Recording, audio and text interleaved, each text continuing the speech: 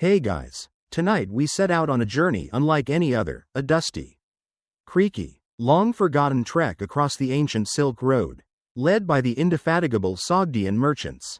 Picture yourself standing just as the first pale light of dawn leaks through the sleepy city's narrow streets. The smell of baked bread mixing with the warm dust kicked up by hundreds of feet and hooves. The caravan is alive with murmurs and clinks of packing crates, the rhythmic tapping of camels being saddled, and the faint rustle of silk being wrapped once more for protection. You probably won't survive this journey if you think it's going to be glamorous. Let's be honest.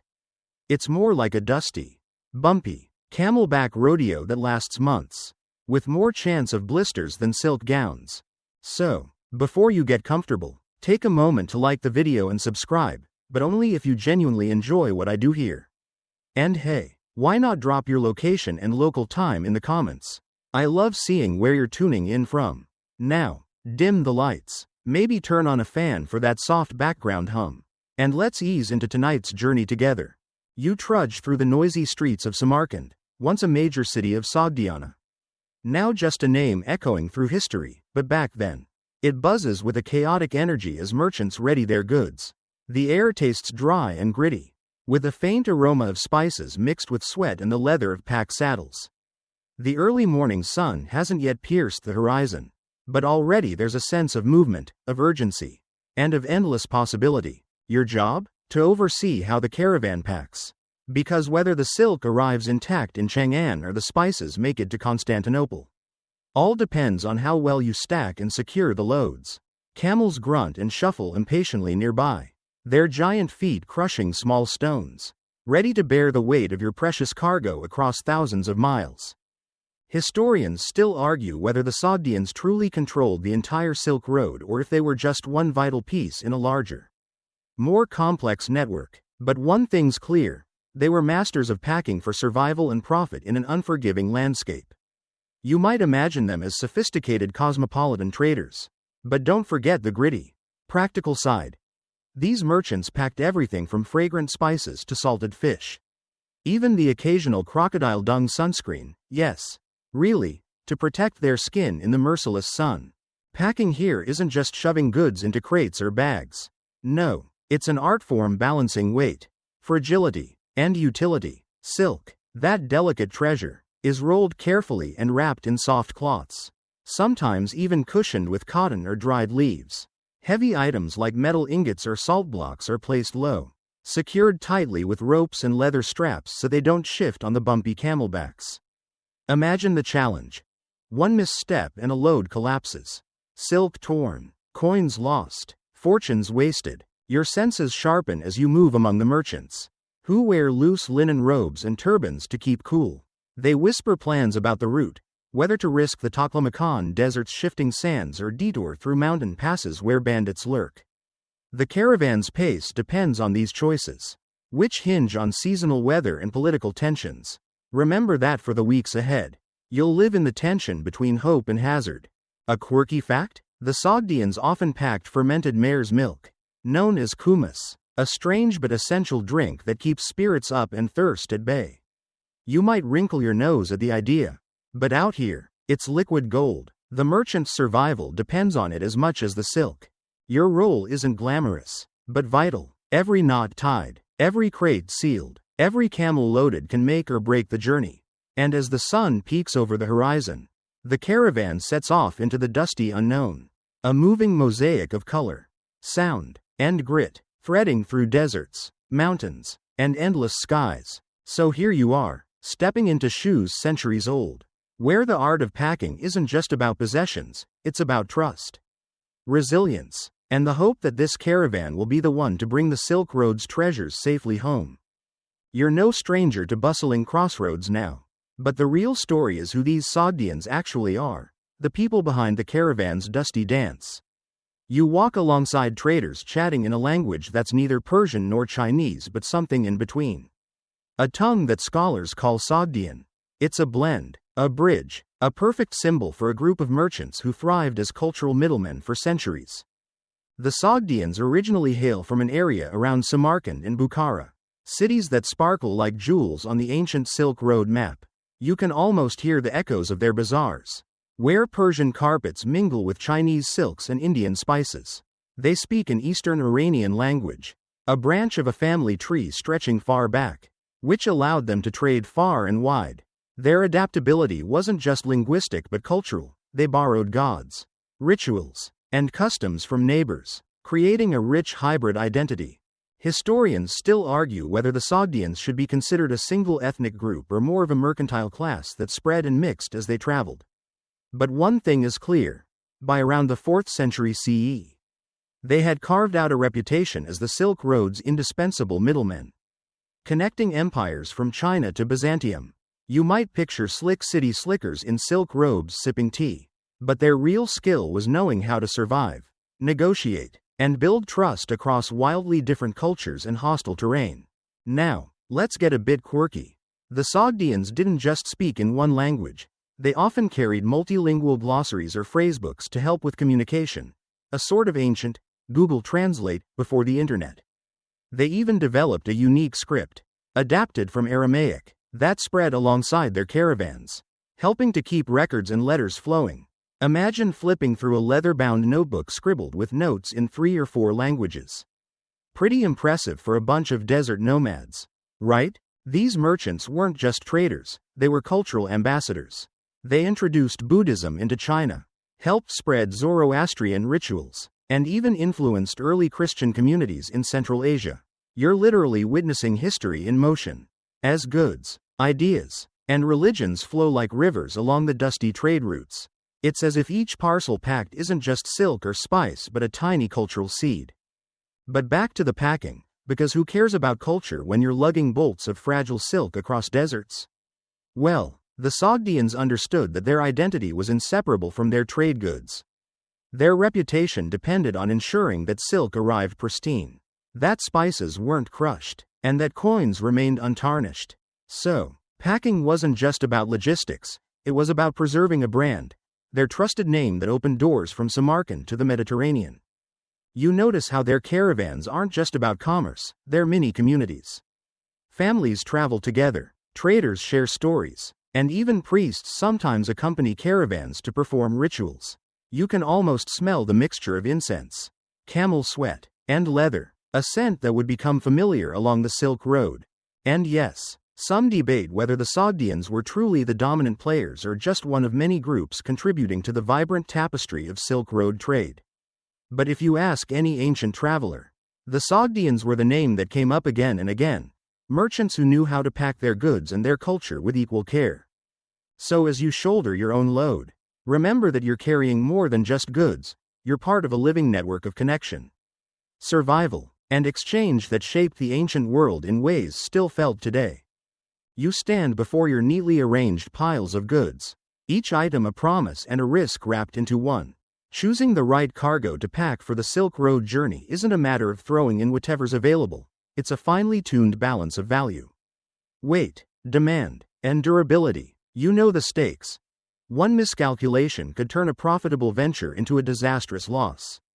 First, there's silk, the legendary fabric that gives the Silk Road its name. Sought after by emperors and aristocrats alike. You carefully roll each bolt of silk, imagining the delicate threads shimmering in the sunlight, their lustrous sheen ready to dazzle in far-off palaces. Silk is light, which helps keep your caravan nimble, but it's fragile, demanding the gentlest touch in packing. Next up are spices, those tiny, fragrant miracles that can turn a humble stew into a royal feast. Cinnamon, pepper, cloves. Some of these spices come from lands thousands of miles away, making them precious cargo. They're packed tightly in small sacks to preserve their aroma and prevent crushing. And you're careful to separate any strong-smelling spices from the silk, lest your prized fabric end up smelling like a curry house. Then, there are metals, silver, gold, and copper coins, sometimes raw ingots, used both as currency and trade goods. These heavy, clinking treasures go at the bottom of your crates or strapped securely onto pack animals. Unlike silk, metals are robust, but they attract thieves like bees to honey. So you make sure they're well hidden, sometimes buried under layers of less conspicuous items. But it's not just the glamorous goods you consider. Salt, for instance, is a staple that often gets overlooked but is crucial for preserving food and for human health, especially on long journeys through arid regions. Blocks of salt are packed in sturdy containers and serve double duty as trade goods and provisions. And here's a quirky tidbit. The Sogdian merchants sometimes packed rare medicinal herbs, along with small jars of exotic perfumes and incense. Imagine unwrapping a crate of frankincense or myrrh after days of dusty travel, a scent that must have felt like a little piece of paradise. These items weren't just luxuries, they had practical uses in both daily life and spiritual rituals. Historians still argue whether the Sogdian traders prioritized luxury items like silk and spices or essential commodities like salt and metals more heavily.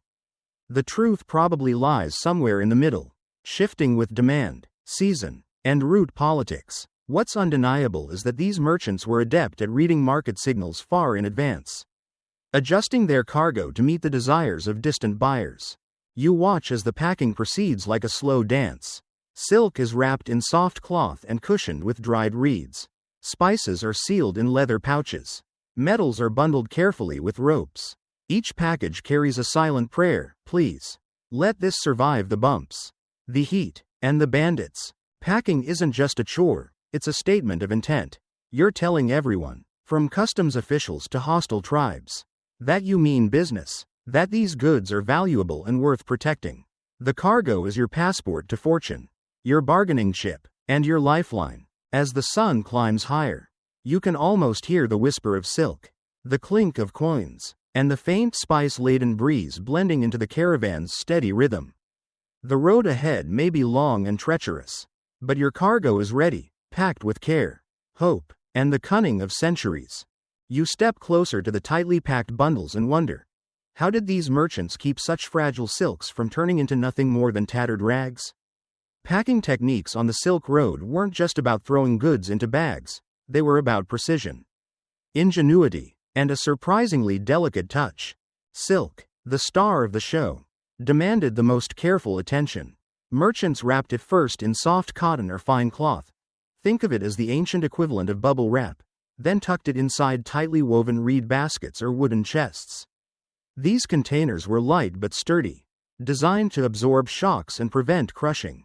Sometimes they used layers of dried leaves or straw as cushions, filling any gaps to keep the precious fabric from shifting mid-journey.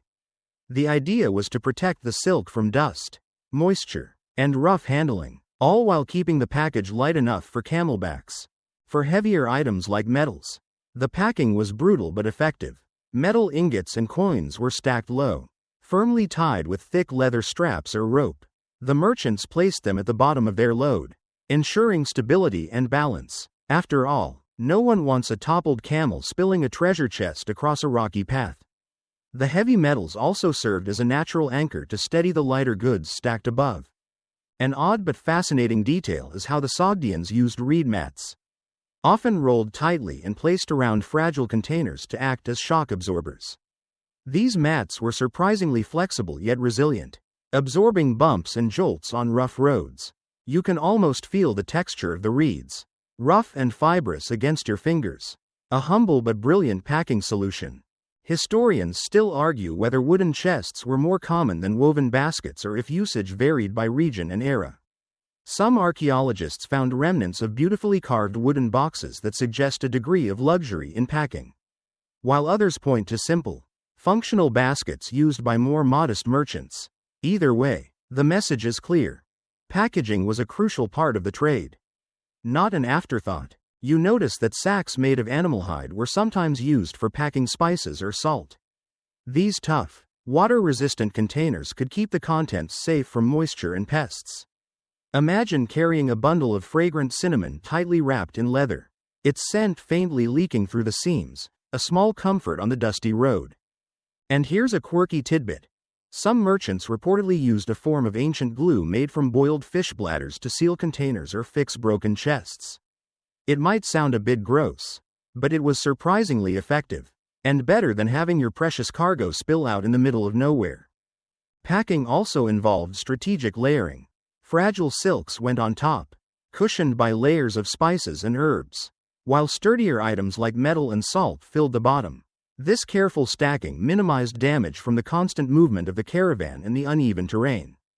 The skill of packing extended to the use of ropes and leather straps, expertly tied to keep loads secure during long, bumpy rides. The camels grunted and shifted as they waited, and every knot mattered. A loose strap could mean disaster, a silk roll torn, a crate smashed, or worse, a precious coin lost to the dust.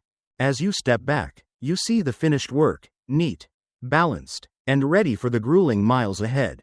Each package is a testament to the merchant's knowledge, patience, and deep understanding of their fragile cargo. In this blend of artistry and practicality, packing reveals itself not just as preparation but as a quiet kind of magic, holding the promise of trade and connection across vast deserts. So, the next time you see a bundle of silk or a chest of coins, remember the care and craft that went into packing it, because on the Silk Road, how you packed was as important as what you packed. You pause to watch the camels and horses, those patient beasts whose steady footsteps will carry your carefully packed goods across deserts and mountains alike. The animals of the caravan are as essential as the goods themselves. They are the silent engines of trade, enduring brutal climates and treacherous terrain, often without complaint. Managing these creatures is an art as complex as packing silk. Camels, of course, reign supreme on the Silk Road's harshest stretches, the towering deserts where water is as scarce as shade. Their padded feet, which spread wide over sand, allow them to tread where horses would flounder. You see the Bactrian camels, with their two humps storing fat reserves, ready to endure long stretches without food or water. They grunt softly, blinking against the rising sun, their nostrils closing to keep out sand. You make a mental note to check their saddles and harnesses again.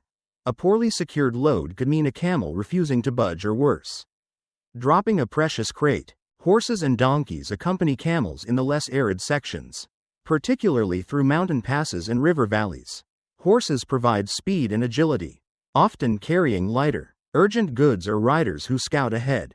Donkeys, though smaller and less glamorous, are tough and sure-footed, ideal for tricky trails. You watch a merchant gently patting a donkey neck, whispering encouragement, because these animals are more than cargo, they are companions, and sometimes lifelines. The care of these animals is critical.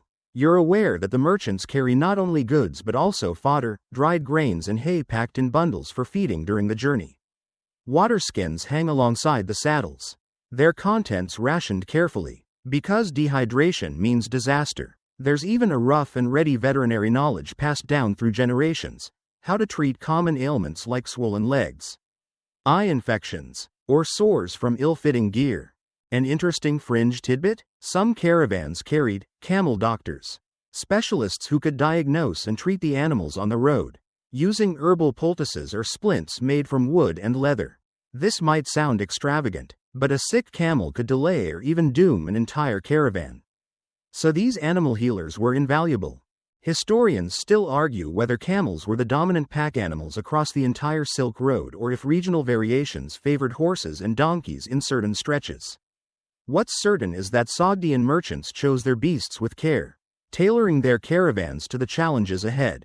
You observe the meticulous arrangement of loads on each animal, heavier items strapped low, lighter goods secured on top, balanced carefully to avoid tipping. The camels sway as they settle, and you hear the rhythmic clinking of metal chests hitting wooden crates, a sound as familiar to Silk Road travelers as the wind through the desert. The beasts are also social creatures, forming bonds within the caravan. You notice how the lead camel's calm demeanor can influence the whole group's mood. A grumpy or stubborn animal can slow everyone down, testing the patience of even the most seasoned merchant. You can almost feel the thrum of their collective energy as the caravan prepares to move, hooves pounding, camels humming their distinctive groans, and the occasional bray from a donkey. These animals, carrying everything from priceless silks to blocks of salt, are the unsung heroes of the journey. As you mount your camel and settle in for the road ahead, you realize that understanding and respecting these creatures is as vital as knowing how to pack or negotiate. Without their endurance and spirit, the Silk Road would be nothing but a dry dream. As you settle into the rhythm of the caravan, your attention turns to the personal gear each merchant packs, because, really, They're not just schlepping goods. They're carrying months or even years of survival and comfort on their backs. You glance around and notice the array of clothing, tools, and essentials that fill the small packs besides the big crates and sacks. Merchants wear layered, loose-fitting clothing, linen or wool tunics and trousers that breathe in the heat but keep the chill of the desert nights at bay. Turbans or headscarves shield their faces from the relentless sun and swirling dust. And soft leather boots protect their feet from rough terrain. You might find it funny that the fashion sense of a 6th century trader resembles what you'd wear on a hot summer hike today. Minus the synthetic fabrics. They also pack practical tools, small knives for cutting rope or food, flint for starting fires, and writing implements like inksticks and reed pens. The Sogdians were prolific letter writers, and merchants often kept ledgers to record transactions or send messages to contacts far away. Imagine balancing these tiny scrolls and brushes amid your bulky goods. It's a skillful juggling act. A quirky detail. Some merchants carried portable sewing kits with needles made from bone or metal to mend torn clothing or even silk in the field. You can picture a trader sitting under a tree, darning his sleeve with delicate stitches between caravans, trying not to get ink stains on his shirt. Historians still argue whether merchants traveled mostly in small, tight-knit groups or as part of larger caravans. But the presence of personal gear suggests long spells away from cities and a need for self-sufficiency. Whether alone or in company, a trader's survival depended heavily on what they packed for themselves. Aside from clothing and tools, some merchants carried small religious icons or amulets tucked inside their robes, little talismans believed to protect them from harm or bad luck. This mingling of practicality and superstition is a hallmark of Silk Road life, where the boundary between the material and spiritual often blurred. You notice how the merchant's gear reflects their layered identities, part nomad, part urbanite, part explorer. Their personal items speak of journeys within journeys, not just across the vast landscape but also through cultures and beliefs. Packing your own gear becomes a ritual. You carefully wrap your inkpots and scrolls in leather cases to protect them from dust and jostling. Tuck your knife in an easy-to-reach sheath, and bundle your clothes so they won't wrinkle on the rough camel ride. You feel a small surge of pride. This isn't just packing, it's preparing for survival. As the caravan begins to stir, you feel the weight of your gear alongside the load of silk and spices.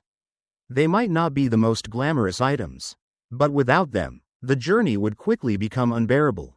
So, as you adjust your turban and strap on your sandals, you realize that these everyday essentials are as crucial to the Sogdian merchant's success as the most precious silk. After all, you can't trade what you don't bring, and you certainly can't trade if you don't survive. Your thoughts drift toward the most basic, yet vital question: food and water. You realize that no matter how finely packed your silk or how expertly balanced your camels, without sustenance, this entire enterprise collapses. The Silk Road stretches across vast deserts and unforgiving mountains, and provisioning for such a journey is a feat in itself. You watch as merchants distribute dried meats, hard breads, and nuts, packed to last months without spoiling. Fresh food is a luxury rarely enjoyed beyond the first few days. You can almost feel the dryness in your mouth just thinking about it. No juicy fruits or crisp vegetables to break the monotony. Just sustenance that keeps you alive rather than thrilled. Water is a precious commodity. Merchants carry animal skin water bags, known as waterskins, slung over their shoulders or strapped to saddles.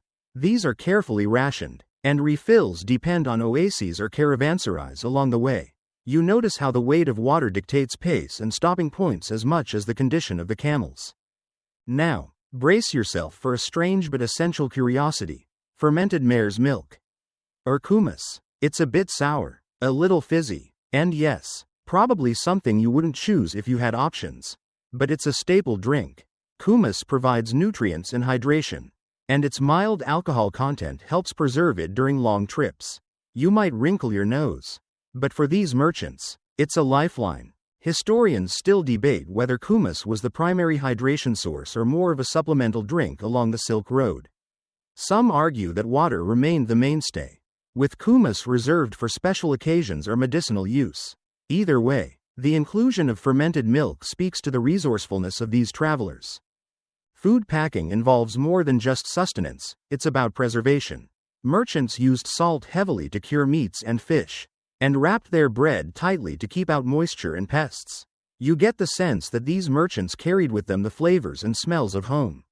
Even in tiny, rationed portions, cooking on the road was rudimentary. Small portable stoves or fires made from dried camel dung were common. And merchants learned to make do with simple meals that could be prepared quickly. You imagine the faint smoke drifting into the air as the caravan halts at dusk. The smell of smoky broth mingling with the desert dust. Oddly enough, some caravans carried small containers of exotic spices not just for trade but to season their own bland meals. A pinch of pepper or cinnamon could turn a bland stew into something slightly more bearable after weeks of travel. Packing food and water requires careful planning.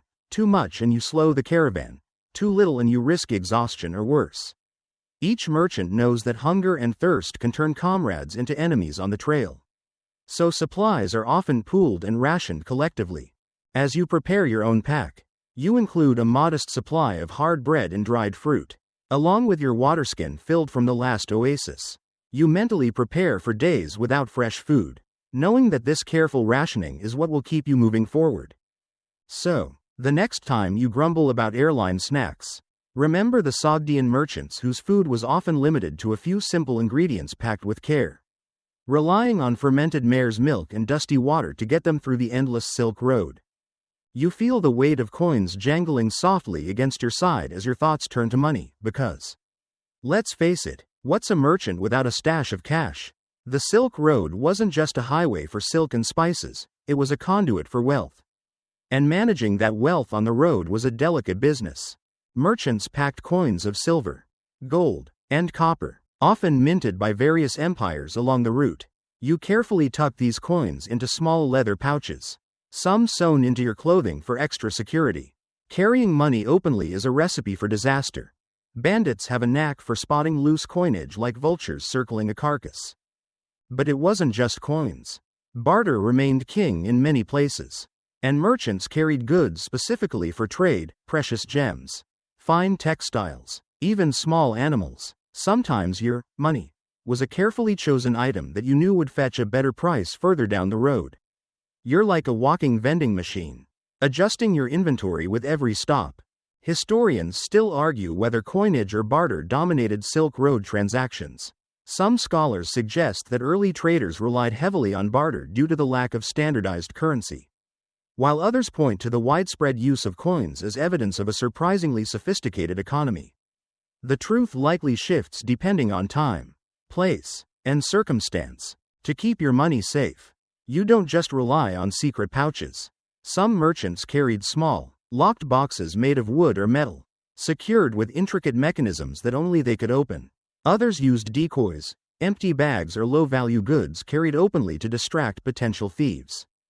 A quirky fringe fact? There are stories of merchants coating coins with substances to make them look like less valuable metals, or even hollowing out coin molds to hide tiny scrolls or messages.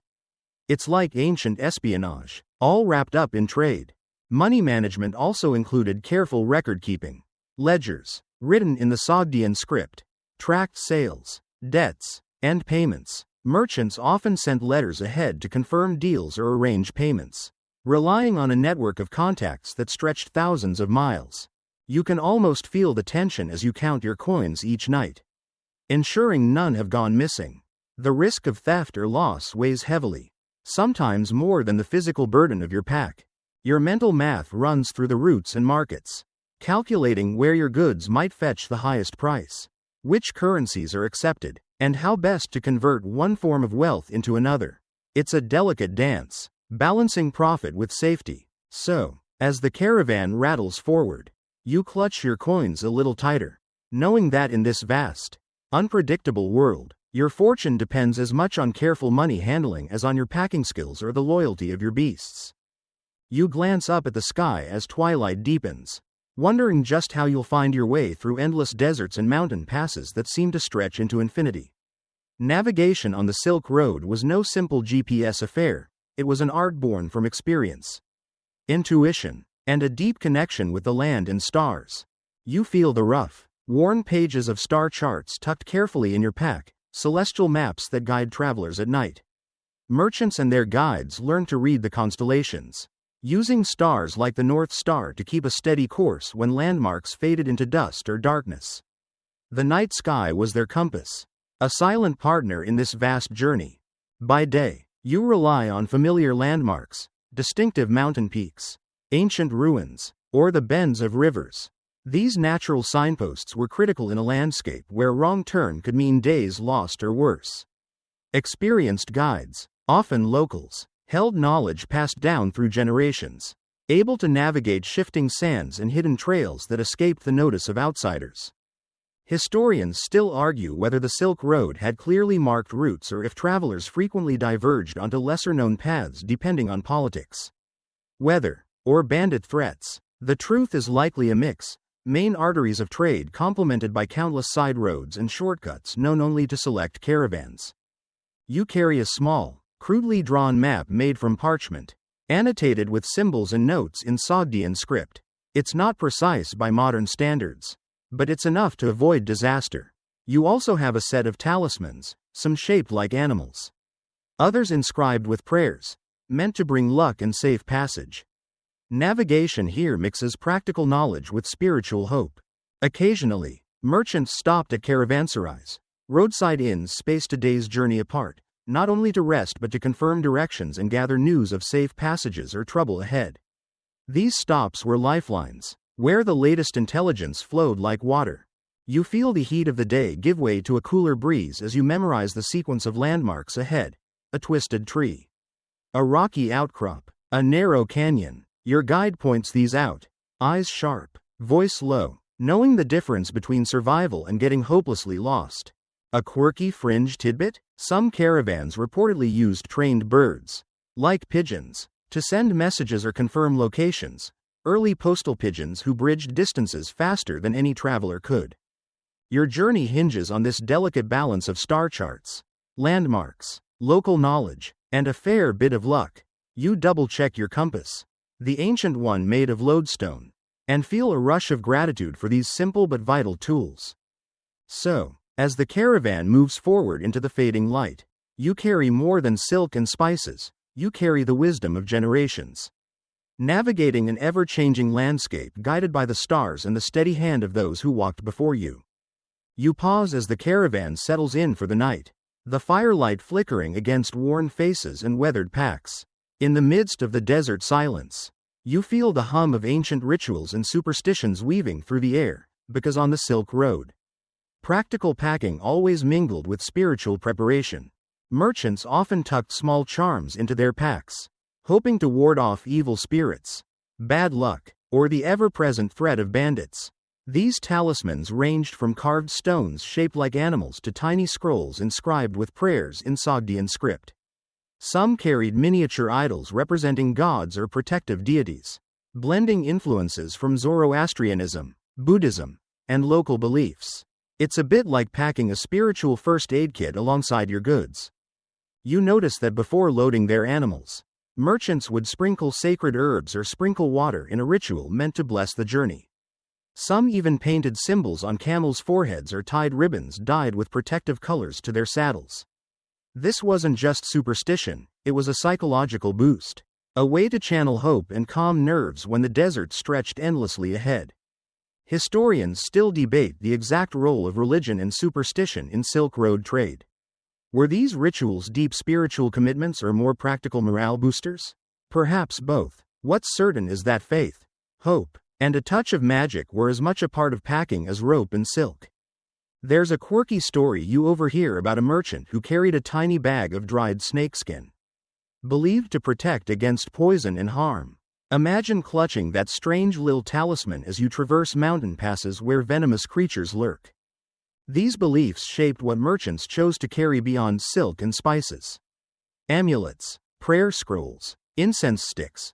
Sometimes the faint smell of burning sandalwood rose from their packs during rest stops, purifying the space and calming anxious minds. You can almost see the caravan leader's hands, steady but trembling slightly, as he performs a ritual, invoking safe passage while the animals shift restlessly. It's a moment where hope takes tangible form, a necessary counterbalance to the harsh realities ahead. Even the way goods were packed followed spiritual customs. Some merchants avoided packing certain items together, fearing bad omens or curses. You remember the story of a trader who refused to place salt and silk side by side, believing it would bring misfortune, a belief that might sound odd today but was taken seriously then. So, as the stars wheel overhead and the desert night wraps around you, you realize that packing for the Silk Road was never just about the physical. It was about mind and spirit, weaving protection and luck into every bundle and every knot. Your own hands brush against a small carved amulet tucked into your pack, a quiet reminder that on this journey, faith travels alongside fortune, each necessary to survive the unpredictable road ahead. You tighten your cloak as the sun dips low and the chill of evening seeps into your bones. The Silk Road isn't just a route of wonder and riches, it's a path fraught with dangers. Many of them very real and immediate. Bandits lurk in shadows, weather can turn brutal without warning, and disease waits silently to strike. Packing for these risks isn't just wise, it's essential for survival. You see merchants loading weapons, bows, arrows, and curved swords into crates alongside their precious silks and spices. Some caravans hire guards, tough men hired specifically to keep bandits at bay. Armed escorts add weight and complexity to packing. But the alternative, losing everything to thieves, is unthinkable. Weather is another threat that influences what you pack.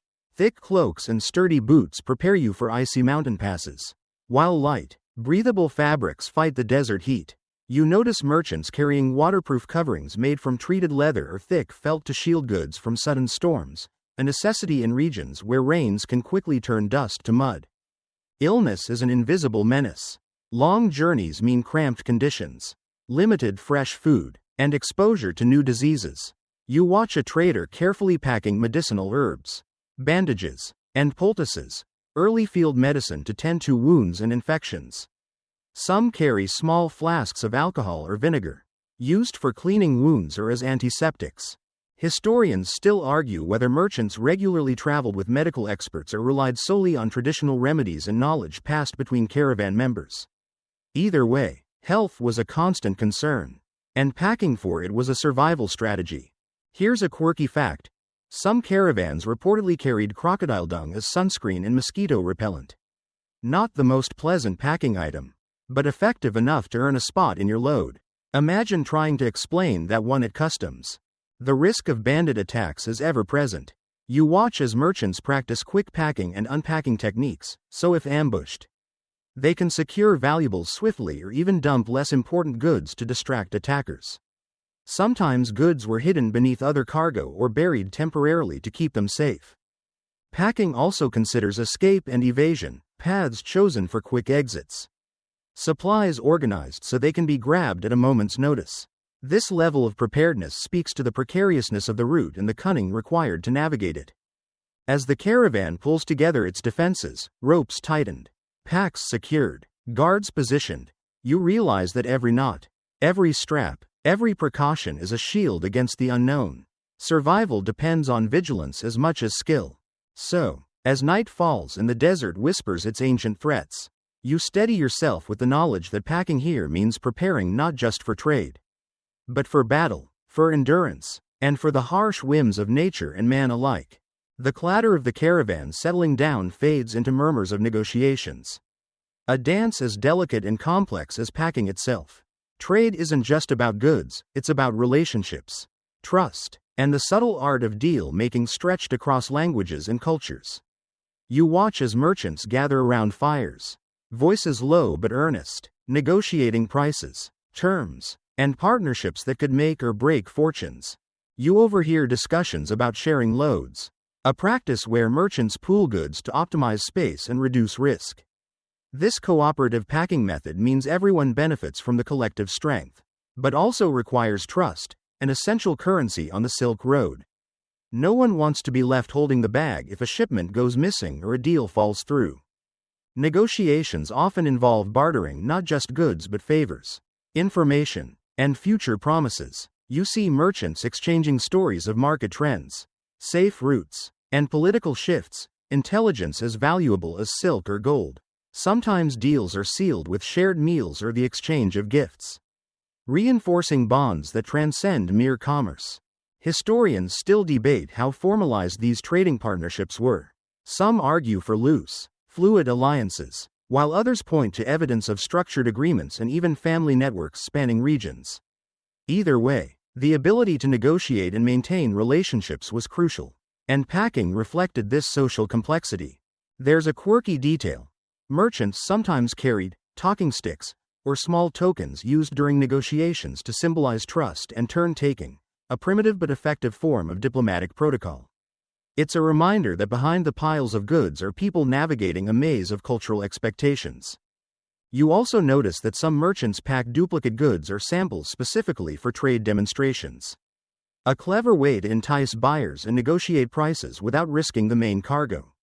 This practice shows the strategic thinking involved in packing. Each item serves multiple purposes. Communication barriers were real challenges, so merchants often brought along interpreters or relied on pidgin languages developed for trade. You hear snippets of these hybrid tongues, a linguistic patchwork woven for commerce. Your own role involves balancing patience and shrewdness, watching body language and listening carefully to hidden meanings. Trade here is as much an art as a science. And packing your goods with care is only the first step in a complex social game.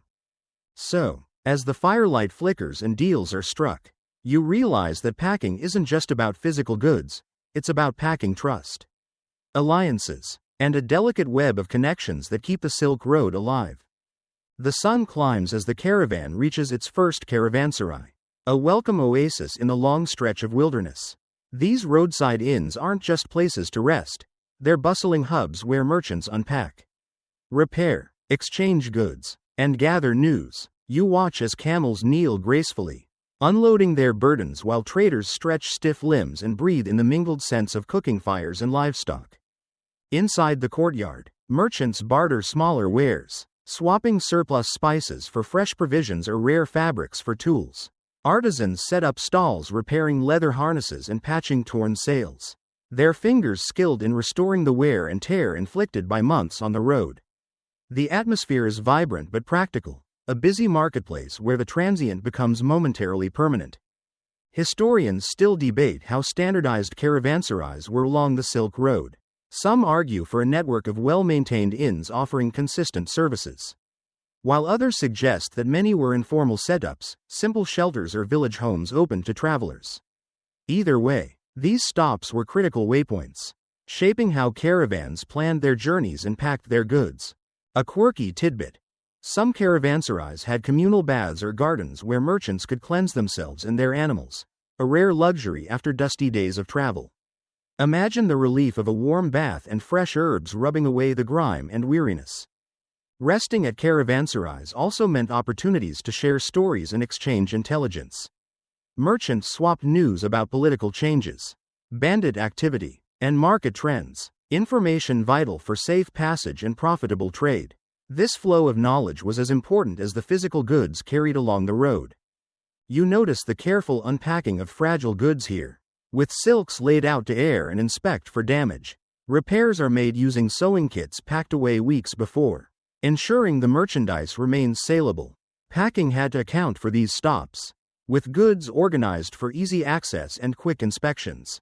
Beyond the practical, caravanserais served as social hubs, places where friendships were forged, alliances renewed, and cultural exchange flourished. You see a Sogdian merchant sharing tea with a Chinese trader, their languages mixing in friendly banter, their goods temporarily forgotten as human connection takes center stage. As your own camel rests, you understand that packing is not just about surviving the road but thriving in its moments of respite. How you pack influences your ability to adapt, repair, and trade in these vital rest stops. So, as the caravan settles into the courtyard's dusty calm, you appreciate the caravanserai's role, not just a pit stop but a living, breathing part of the Silk Road's intricate network of trade and trust.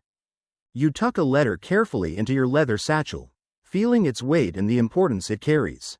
Communication on the Silk Road wasn't just about face-to-face deals, it was a network of messages, symbols, and early courier systems that kept merchants connected across thousands of miles. Without this, you'd be sailing blind in a sea of dust and danger. Letters, often written in the Sogdian script, passed between merchants, informing them of market conditions, political unrest, or the whereabouts of rival caravans. These messages were precious. They could mean the difference between profit and loss. Safety and ambush. You imagine your own handwriting, painstakingly inscribed with reed pens and ink, carrying your hopes and instructions through the hands of trusted couriers. Historians still debate how reliable these communication networks were and whether they formed an organized postal system or a patchwork of individual couriers. Some evidence suggests early relay stations or post houses existed, but much relied on personal relationships and informal agreements.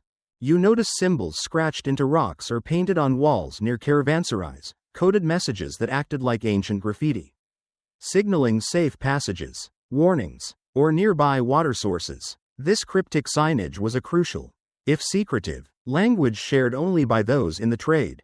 A quirky detail? Some merchants used small clay tokens or knots in cords, an early form of record keeping and messaging. These primitive data carriers might seem crude, but they were surprisingly effective in a world without paper and stamps.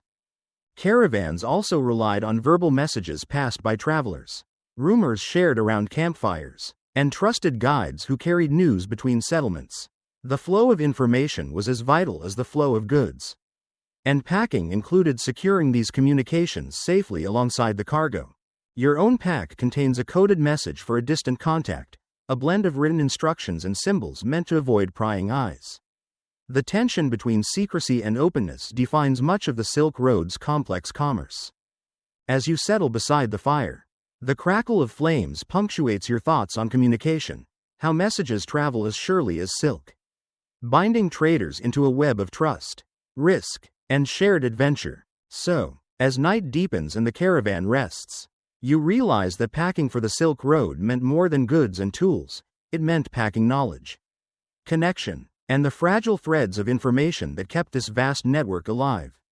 You feel the weight of the landscape pressing around you, the relentless sun over barren deserts, the jagged peaks looming ahead, and the sudden chill that seeps into the mountain passes. The terrain and climate don't just shape your route, they dictate how, when, and what you pack for the Silk Road. Crossing the Taklamakan Desert, you know that your packing choices must prioritize lightness and water preservation. Heavy loads risk exhausting the camels and slowing the caravan, and every extra kilogram means another mouth to feed and more water to carry. You carefully arrange supplies so that water skins and food rations are easily accessible, knowing that every sip counts in the arid expanse. In contrast, when approaching mountain ranges like the Pamirs or Tian Shan, your gear shifts toward warmth and protection. You pack thick woolen cloaks, leather boots lined with felt, and sturdy coverings to shield goods from sudden rain or snow. Heavy items that could injure animals on rocky paths are cushioned carefully. And you anticipate slower travel, adjusting your supplies accordingly. Historians still debate whether merchants timed their journeys strictly by season or adapted fluidly to weather patterns. Some argue that the Silk Road's busiest traffic occurred during specific windows to avoid harsh winters or brutal summers, while others suggest a more flexible approach depending on political stability and market demands. An intriguing tidbit: some caravans carried specially treated leather or fabric coverings that could be waterproofed with oils or wax, early attempts at weatherproofing that kept precious goods safe from unexpected storms. Imagine the smell of pine resin and wax mingling with the desert dust. You also consider how seasonal changes affect water availability. During dry months, packing extra water becomes a necessity. During wetter seasons, you might risk lighter loads but face mud and slippery paths. Each choice is a gamble with nature. Packing with climate in mind also means preparing for physical strain. You observe how traders use padded saddles and harnesses to prevent sores on their animals, knowing that an injured camel or horse can cripple the entire caravan. You feel the chill of high altitude even before reaching the passes, wrapping your cloak tighter and checking that your goods are secure and protected against moisture and cold. The balance between mobility and protection is a constant challenge, demanding experience and intuition. So, as the caravan inches forward through deserts and mountains, You realize that the landscape is an invisible partner in every decision. Packing isn't just about the goods, it's about reading the environment, anticipating its moods, and preparing for whatever nature throws your way. You notice the caravan's rhythm changes subtly when women and families join the journey, a reminder that Silk Road trade wasn't just a solo pursuit by hardy men but often a collective enterprise involving entire households. The presence of women and family members adds layers of complexity to packing and traveling. Women merchants often handled the management of goods, including textiles and spices, overseeing their careful packing and inventory. Their expertise extended beyond mere logistics. They maintained relationships with clients and other traders, acting as vital connectors in the trade network. Some women even traveled independently, entrusted with valuable cargo and negotiations, a quiet but powerful force on the road. Families traveling together meant packing additional supplies, clothing for children, extra food, and comfort items like small cushions or woven blankets. These personal touches could make the difference between morale and misery on long journeys. You imagine a child clutching a soft doll woven from scraps of silk, a reminder of home amid the harsh landscape. Historians still argue about the exact roles women played in Silk Road commerce, with some evidence suggesting they were primarily behind-the-scenes organizers, while other sources hint at more public, even leadership roles. The truth is likely as varied as the caravan routes themselves. You observe how families influence the caravan's pace and packing decisions, more frequent stops for rest, carefully planned campsites with safer water sources, and more attention to hygiene and health. These considerations often meant packing extra medicinal herbs and clean water, essentials that weren't always priorities in male-only caravans. A quirky fact? Some women packed small weaving looms or embroidery kits, using travel time to create or repair textiles, a practical pastime that also contributed goods for trade.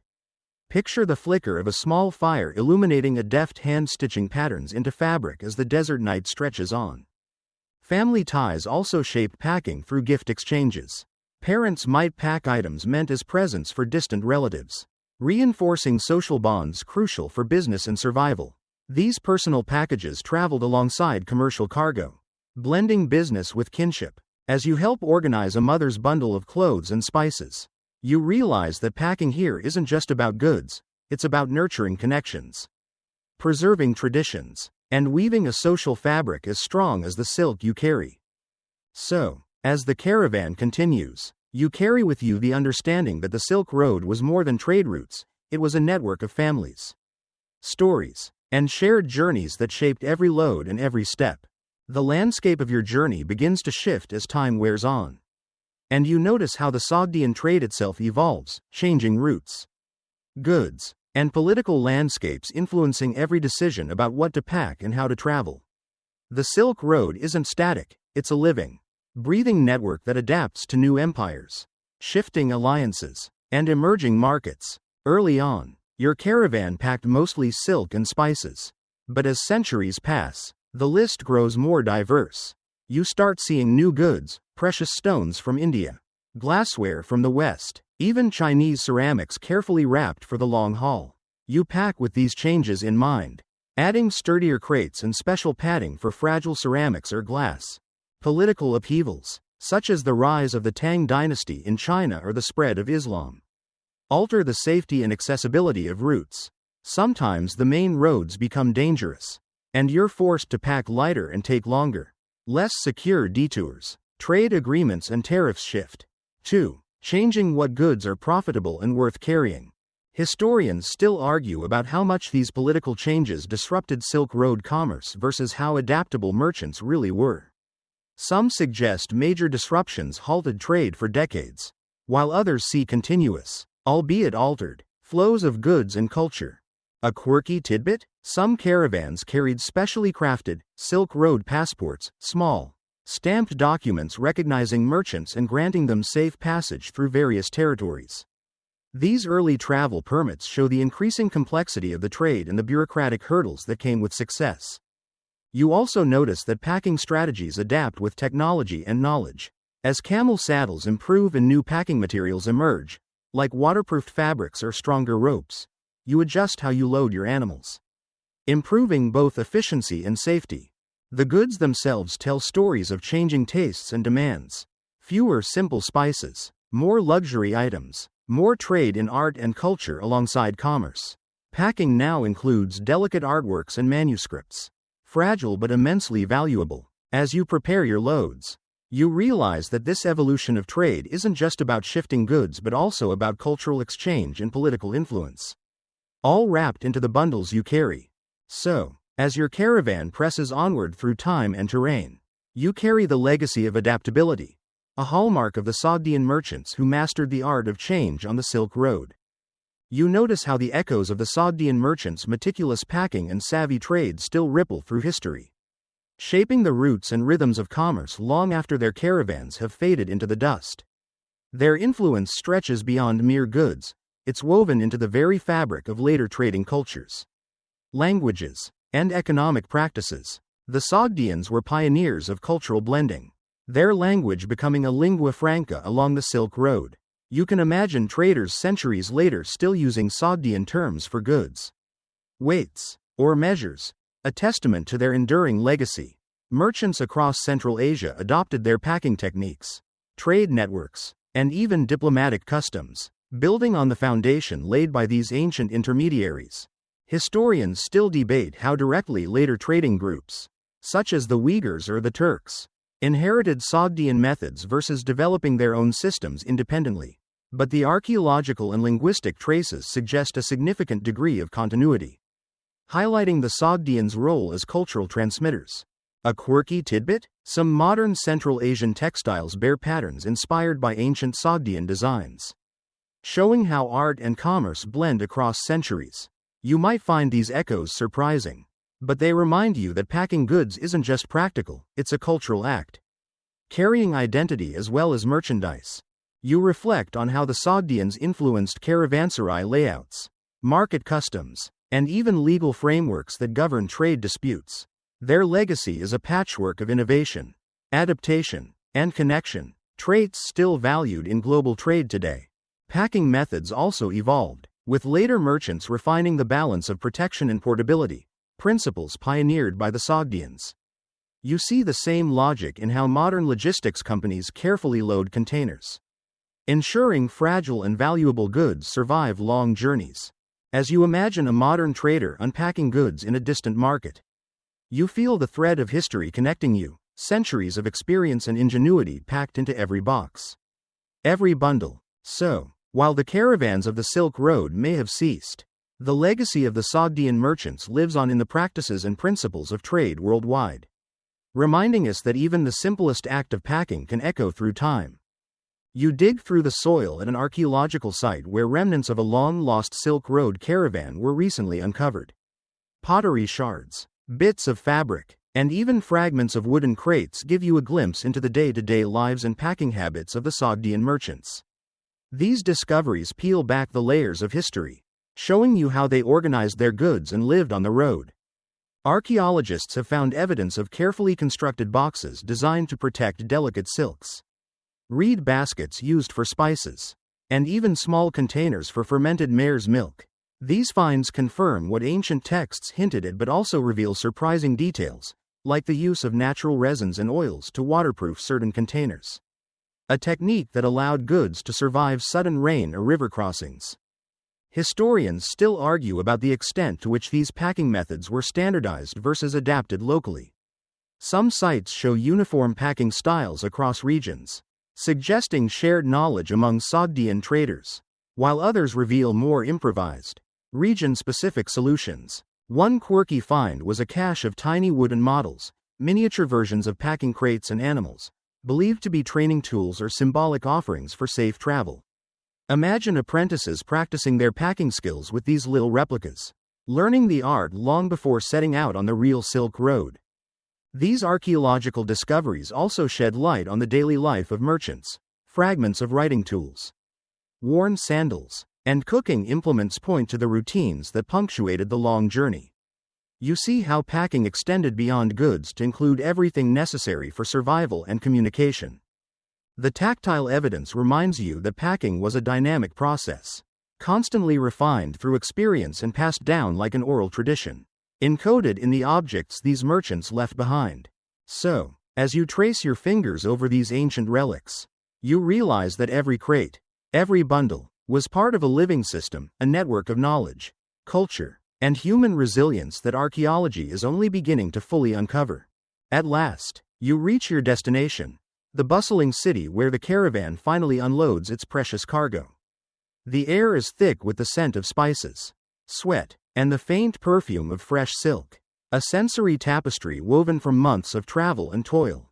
The process of unpacking is slow and deliberate, every crate and sack carefully opened and inspected. The journey's toll visible in worn fabrics and scuffed boxes. You help lift bundles from camelbacks, feeling the satisfying weight shift as goods return from the road to stable ground. The silk is unrolled with reverence, spices examined for freshness, and coins counted with cautious relief. The process is both an end and a beginning, the beginning of new trade, new journeys, and new stories. Packing for the Silk Road comes full circle here. The careful techniques that preserved the cargo now reveal their success or failure. Repairs are made, goods wrapped, and notes jotted down for the next trip. The caravan members exchange weary smiles, knowing that despite the hardships, their efforts have paid off. You take a moment to breathe in the city's vibrant energy, the mingling of languages, the clatter of markets, the distant call to prayer or temple bells. The journey's dust settles into history, but its echoes linger in every transaction and conversation. As night falls, you reflect on the intricate dance of packing, survival, and trust that sustained these merchants. It wasn't just about goods or money, it was about connection across continents, the weaving of cultures, and the relentless human spirit. So, as you finally rest your weary body and settle in for well-earned sleep, let the soft hum of the city lull you into dreams of camels, caravans, and endless horizons. The caravan's journey has come to a gentle close, and you feel the weight of months of travel finally lift from your shoulders. The Silk Road is no longer just a route, it's a tapestry of stories, scents, sounds, and human perseverance. As you lie down, imagine the soft rustle of silk unfolding, the distant murmur of trading voices, and the steady, rhythmic footsteps of camels crossing endless deserts. In this quiet moment, let the dust settle, not just on the road, but in your mind. The challenges faced, the dangers braved, and the meticulous care of packing all fade into a calm understanding of how these ancient merchants connected worlds with every bundle they carried. Sleep now comes easily, cradled by the knowledge that behind every traded item was a story of hope, skill, and resilience. Let the vastness of the Silk Road stretch out beneath your closed eyes. A landscape of stars and sand, friendship and fortune. Tomorrow brings new journeys, but tonight, rest. The echoes of the Sogdian caravans hum softly in your dreams, carrying you gently through the night.